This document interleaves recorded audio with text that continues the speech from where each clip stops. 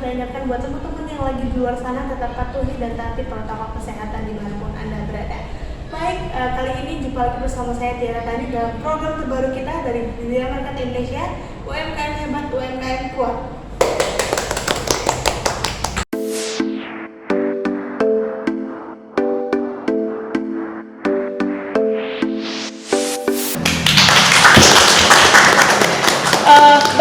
Seperti judul program kita bakal ngomongin bisnis yang dari kecil hingga membesar, gitu kan?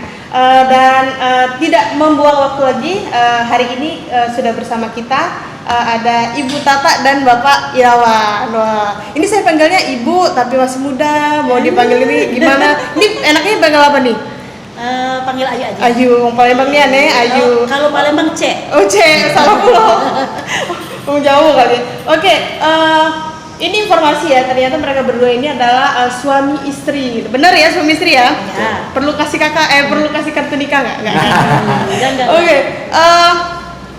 Sebelum kita berbicara mengenai bisnis yang digelutin sekarang, Tiara pengen tanya, Bapak sama Ibu itu sebelumnya langsung bisnis atau kerja jadi karyawan dulu? Assalamualaikum warahmatullahi wabarakatuh. Terima Waalaikumsalam. kasih sudah diberi kesempatan untuk bergabung bersama Kriya Market Indonesia. Ya, pertama-tama saya perkenalkan, nama saya Irawan Susanto dan istri saya Menita. Sebelum kita berbisnis, kita dulu bekerja juga ya. Bekerja dulu saya seorang pelaut. Popeye. Ya, dulu saya bekerja di PT Pupuk Sriwijaya. Setelah itu saya bekerja lagi di sebagai PNS, sudah itu mulai bekerja lagi di luar negeri. Wow. Iya, udah banyak histori. Pengalaman panjang ya. Namun saya berpikir tidak selamanya saya bekerja jauh dari keluarga. Benar. Sehingga saya menyimpulkan untuk berpikir untuk berbisnis. Masalah berbisnis saya yakinkan sama istri karena beliau juga suka sambil kerja sambil berbisnis. Oh, Hobi. Waktu jadi karyawan sudah mulai bisnis gitu. Hobi kecil-kecilan. Ya. Akhirnya saling dukung. Akhirnya kita saling dukung. Istri juga sudah mulai menjalankan sewaktu bekerja dan hingga sampai sekarang, alhamdulillah. Ya. Kalau Ibu dulu ini kerja apa? Saya karyawan salah satu bank swasta. Bank swasta. Iya, alhamdulillah sudah 10 tahun dan akhirnya memutuskan resign. Gitu. Suaranya enaknya kayaknya bagusan Ibu deh jadi. Iya. Karena yang latar belakangnya ternyata Yu Tata itu adalah customer service ya. Betul. Kalau dulu awalnya teller, terus jadi operation officer. Oh, pokoknya ngomongin suara lah gitu ya. Bagian front office lah ya. Itu 10 tahun. Pas 10 tahun. Jadi itu bosan jadi pegawai apa gimana kan yang memutuskan untuk jualan? Sebetulnya kasihan sama anak-anak. Kasihan sama Iya. Terus? Ya tahulah ya kondisi bekerja itu pegawai gimana. Iya. Dikit Iya. banget waktunya di rumah. Iya, Ya. jadi anak-anak itu tumbuh dan berkembang tidak ada dampingi orang tua. Kan papanya pelaut, jarang pulang. Nenek moyang orang pelaut. Mamanya pergi pagi pulang sore. Oh gitu. Iya, akhirnya sedikit-sedikit kita mulai usaha kecil-kecilan. Yang memutuskan untuk berhenti bekerja duluan siapa? Saya. Terus Menyuruh istri saya berhenti. Tapi yang berhenti dulu mama. Oh iya. Selesai dulu di rumah dong. Jadi bapaknya lupa. Jadi Pak Irawan suruh Ibu Tata berhenti, jadi biar adil disuruh berhenti juga. Enggak juga sih. Enggak juga. Atau karena Bu Tata nggak betah ditinggal lama-lama kan pelaut tuh. Dikarenakan ternyata dengan berbisnis hasilnya Luar tidak biasa, beda ya? dengan bekerja juga. Jadi kita putuskan udah sama-sama kita Iya. resign Karena lebih banyak waktu. dan fokus menjalankan bisnis gitu. Oh gitu. Jadi untuk hasilnya juga lebih ini, Ya, punya waktu, punya anak juga lebih banyak. Ya, betul sekali Tiara. Ini jadi itu kan udah 10 tahun dan lain-lain, itu kan dari zamannya bekerja ya Bapak Ibu ya. Iya. Nah kalau untuk memutuskan berbisnisnya tuh mulai kapan? Tahun berapa? 2014 kalau saya. Kan resign-nya 2014. Oh. Dari 2014 itu saya udah ada satu freezer mulai jualan duren. Oh mulai jualan. Iya. Ya. Sebelumnya ada baju sih fashion, tapi fashionnya nggak terlalu nggak jalan ya. Jadi dari 2014 sampai sekarang alhamdulillah. Lebih fokus ke? Iya, lebih fokus ke frozen Frozen food. food. Oh, frozen Iya. food gitu. Jadi semua bidang bisnis udah dicoba gitu ya. Iya, alhamdulillah. Fashionnya tetap jalan sampai sekarang tuh. Kalau sekarang masih Masih. tetap. Kalau sekarang justru orang yang udah biasa langganan udah kenal sama Tata Shop, udah tahu hijab, baju, masih terus mau order. Tapi Mbak Tata tuh sekarang udah nggak stok gitu Oh, nggak stok. Iya. Jadi kalau ada yang pesan baru cari Iya, gitu. Oh, jangan tapi sampai. di IG, di WhatsApp, Facebook masih ada tampilan iklan-iklan fashion. Oh gitu. Ah. Ini dari sekian banyak bidang ya tadi udah dicoba kan, pasti banyak lah berapa itu. Kenapa akhirnya memutuskan untuk lebih ke frozen food atau makanan oleh-oleh? Karena kalau menurut Mbak Tata makanan itu pasti orang butuh. Kalau baju mungkin bisa lah dikesampingkan kan. Kalau kayak frozen food sekarang udah zamannya kayaknya ibu-ibu pada yang repot-repot yang bekerja kan pasti memilih frozen food untuk yang praktis. Praktis untuk anak-anak Iya, juga. untuk bekal-bekal anak sekolah, untuk suami gitu kan. Kalau kayak oleh-oleh Mbak Tata itu kan kayak di Palembang ini kayak oleh-oleh Medan, Bogor, Lampung itu masih minim kan, masih sedikit. Jadi daripada orang jauh-jauh misalnya Oke. iya kadang kangen kan makan makanan di Medan, Lampung, Medan. makanan benar. Kan dulunya duren Medan, pancake Medan. Mbak, sekalian Mbak, saya ini orang Medan. Bawain Mbak meranti. Oh. Bawain Mbak Napoleon, Bika gitu. Ambon. Jadi sekalian Mbak Tata bikin PO, jadi sekalian kirim pancake, sekalian bawa barang-barang dari Medan gitu. Ya sekarang lagi booming bolu Siliwangi kan? Iya. Dari Bogor kita alhamdulillah jadi sobisnya sekarang. Oh gitu. Untuk di Palembang ada Tata Shop sobis salah satunya. Jadi sebenarnya yang menjadikan peluang untuk berbisnis food ini, frozen food ini adalah banyaknya orang-orang yang merantau di Palembang, Ya. tapi kangen sama makan makanan daerahnya, Ya, jadi gitu ya. bisa Jadi kalau juga. misalnya pengen makan keripik Lampung, nggak harus ke Lampung, gitu ya, Ya. tetap ada gitu. Kenapa nggak memutuskan Mbak Tata kan orang Palembang, adakah oleh-oleh Palembang juga nggak? Ada. digabungin? Kemplang ada di rumah, di toko. Ada semua jadi. Ada. Jadi kalau ke tokonya ibu serasa keliling kota. Banyak Bisa kan? jadi. Jadi insya Allah kan sekarang berkat bantuan dari GMI kan kita Iya. udah ada 1 unit ruko kan. Alhamdulillah. Jadi Mbak Tata itu memang mau fokus ke oleh-oleh khas beberapa Kota. wilayah. Ya, wilayah kota. Nanti Palembang ada kerupuk, kemplang. Dari Lampung ada rocker, Sony Lampung, bakso kan, ada keripik-keripik. Terus kalau dari Medan ada pancake, ada duren gitu. Nanti Padang deh. Padang. Iya, Rumah makan belum. Padang. Nggak kayak keripik sanjay Oh, gitu. Kalau dari Bangka ada getas-getas tuh udah ada. Getas ya, Iya. putih-putih bulat. Jadi orang tuh nggak usah jauh-jauh lah kalau mau beli oleh-oleh. Rasi Bangka. Iya, boleh. Terus, Ada terus. ya Pak ya, bener. Kayak dari Pagaralam juga ada. Apa tuh? Teh, tapi teh Oh, teh. khas dari Dempo kan. Oh, oke. Teh celup tapi udah dalam celup ini udah ada. Jadi yang kangen kotanya kan nggak perlu lagi Nggak sekalian jauh-jauh. kalau kangen orangnya ada. Atau ini gini loh, sebetulnya terinspirasi ke gini. Kadang kan orang tuh ke Lampung tapi nggak sempet beli oleh-oleh.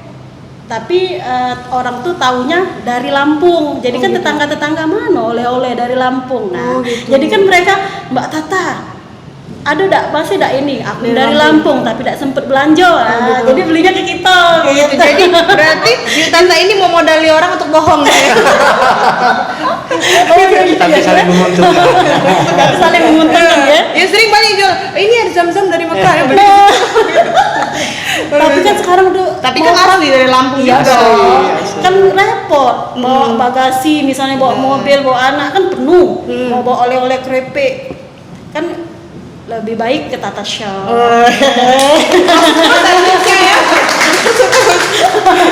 Memang benar-benar menguasai iklan kayak.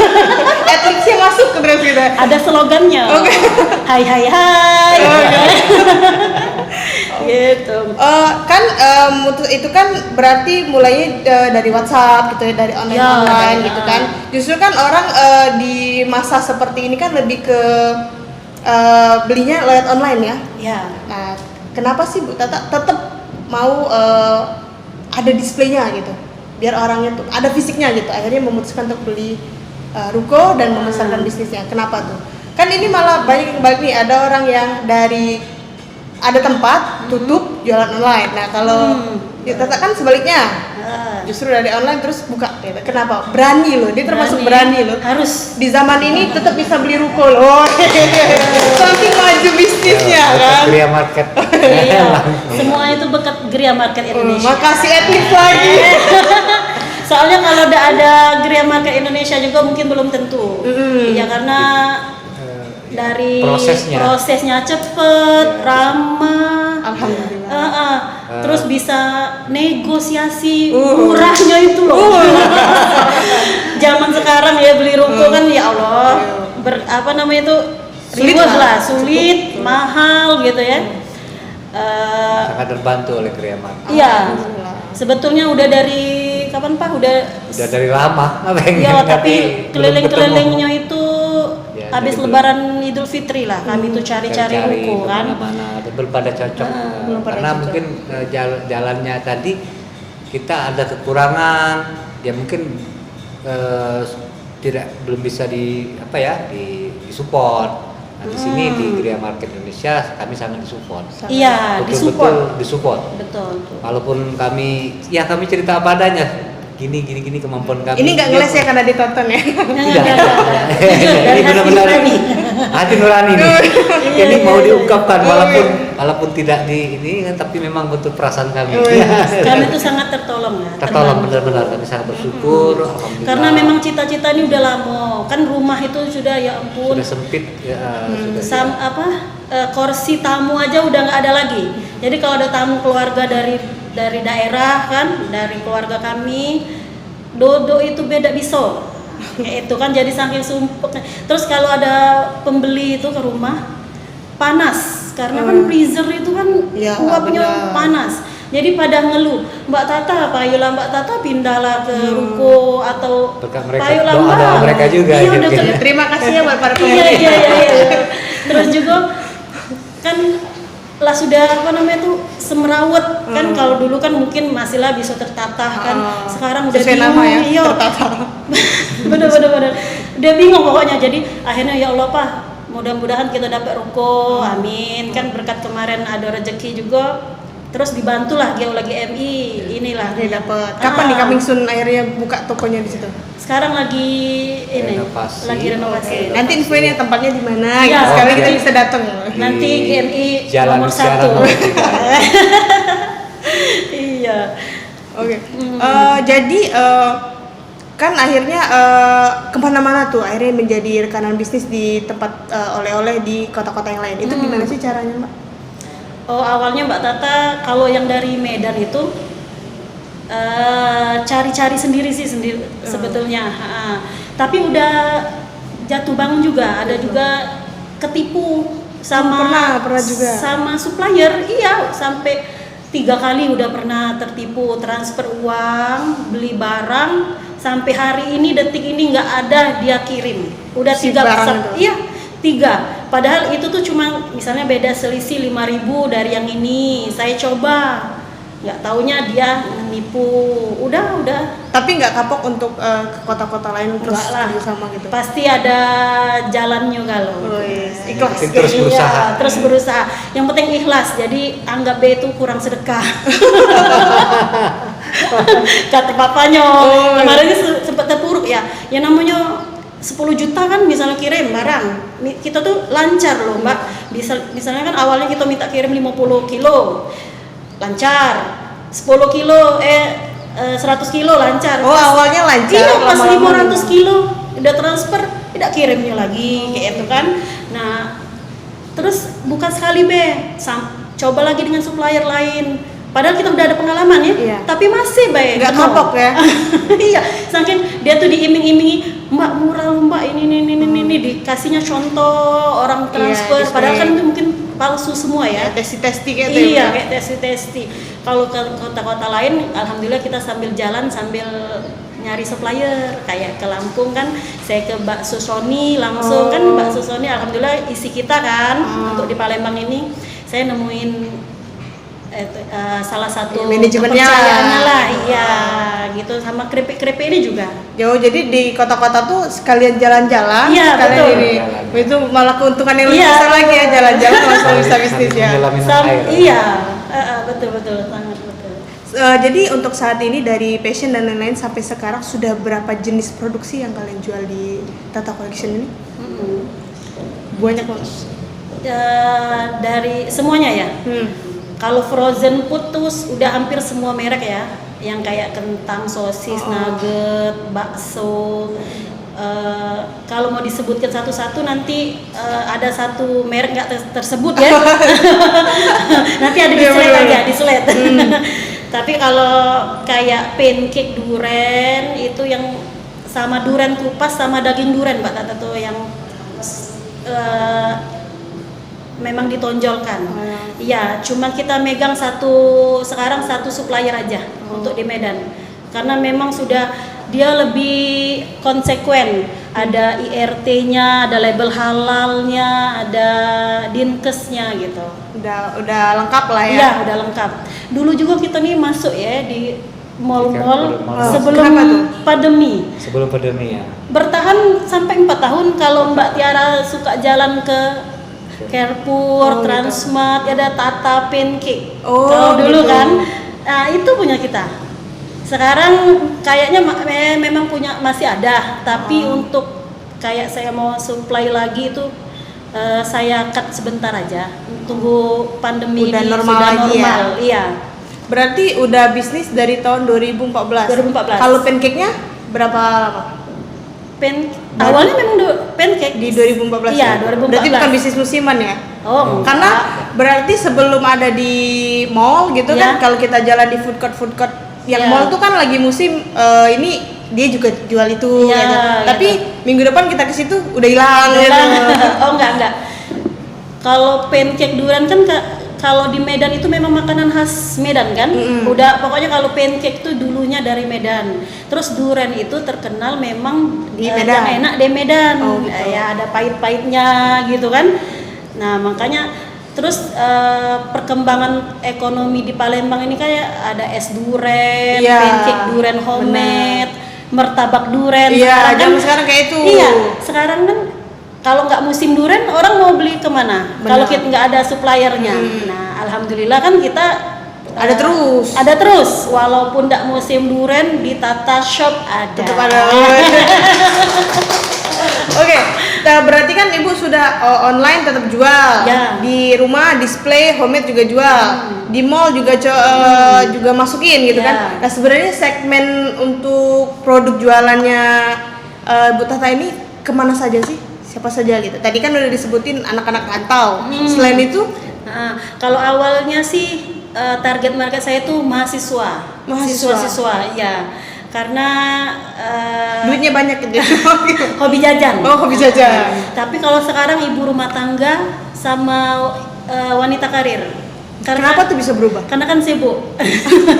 Karena Mahasiswanya lagi daring di rumah. Iya, betul. Kalau untuk sekarang mahasiswa kan suka gini loh, kalau bawa ke dusun, misalnya mereka mau pulang kan pasti diminta jangan lupa bawa oleh-oleh ya. Nah, pasti dia cari kan makanan kayak ke Mbak Tata itu bawanya ke dusun. Kalau sekarang kan lagi pada daring, ibu-ibu rumah tangga yang anaknya sekolah sibuk kan, nge-zoom pasti nak dikasih makan sarapan. Dia mau kerja jadi buat makanan frozen food. Jadi berubah gitu ya segmennya. Iya, sembari jalan kan sembari kita ada pengalaman kan. Gitu.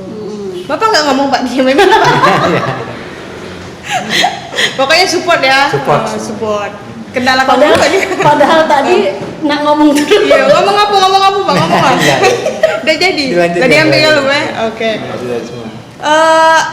Gini, kan dari pengalaman tuh banyak, misalnya dari teman ke teman, cara pemasarannya dari awal sampai sekarang itu ada yang berubah nggak sih? Lebih mengerti dengan ini aja, dengan teknologi kayaknya sekarang. Ikutin teknologi. Iya. Kalau dulu kan cukup WA atau Facebook. Sekarang udah lagi IG, lagi nge-TikTok, lagi nge-feed kan. Jadi kita ikutin aja lah perkembangan anak-anak sekarang. Dan kalau responnya dibanding dulu sampai sekarang lebih gampangan yang mana sih Bu, pemasarannya yang cepet banget feedbacknya gitu? Kalau sekarang lebih baik sekarang lah dibanding daripada, karena kan sekarang anak-anak SD anak-anak itu sudah pakai HP semua kan. Iya, tapi kalau kita tuh mau pakai display itu karena mungkin nanti besok kan ada titik jenuh megang HP. Iya kan, kalau sekarang kan saya jualnya pakai HP.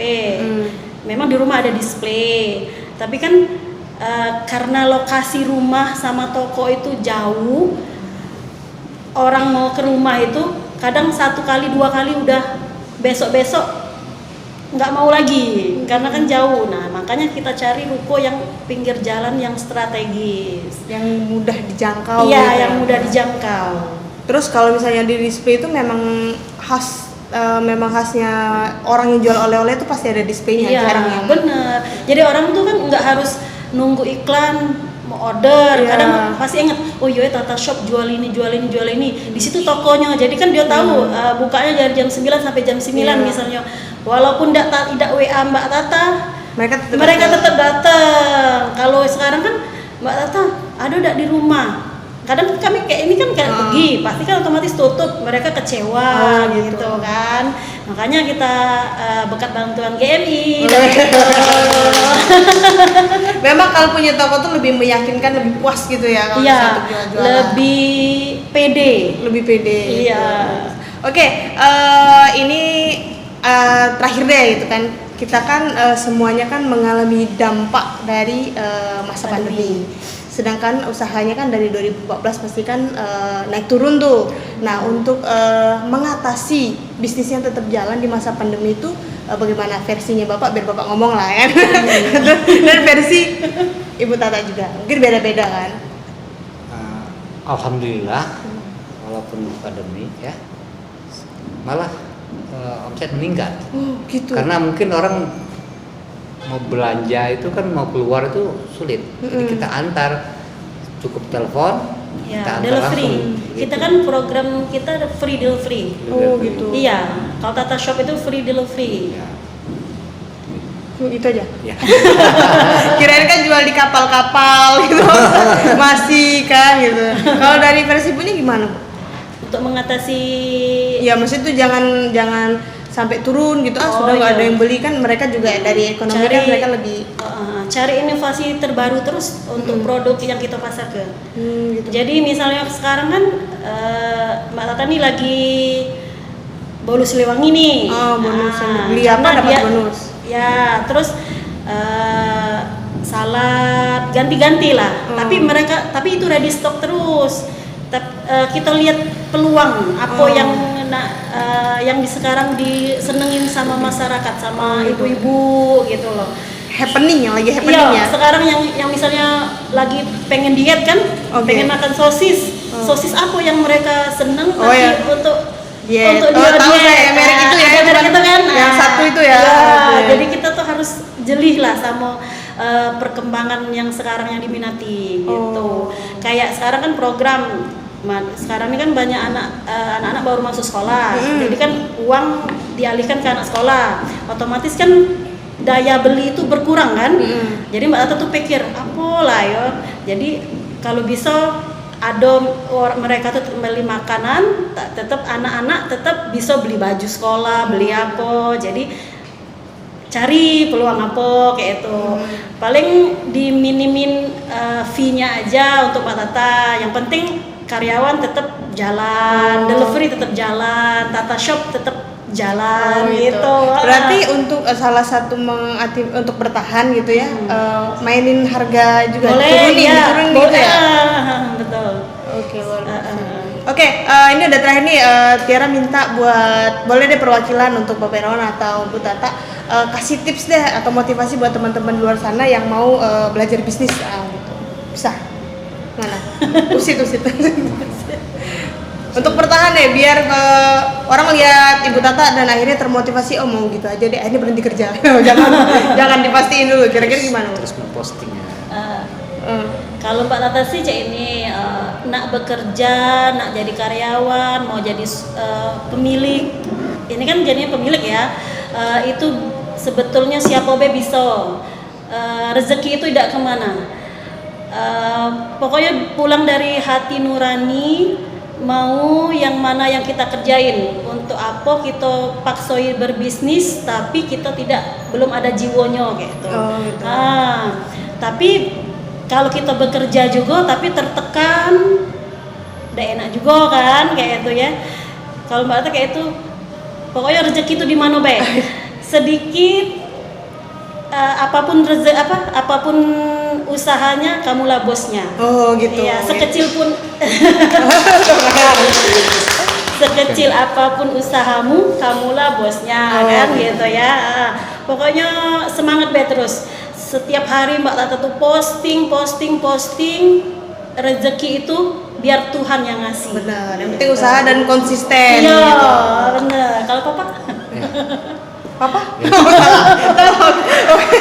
Nanti diikut kan? Hidup.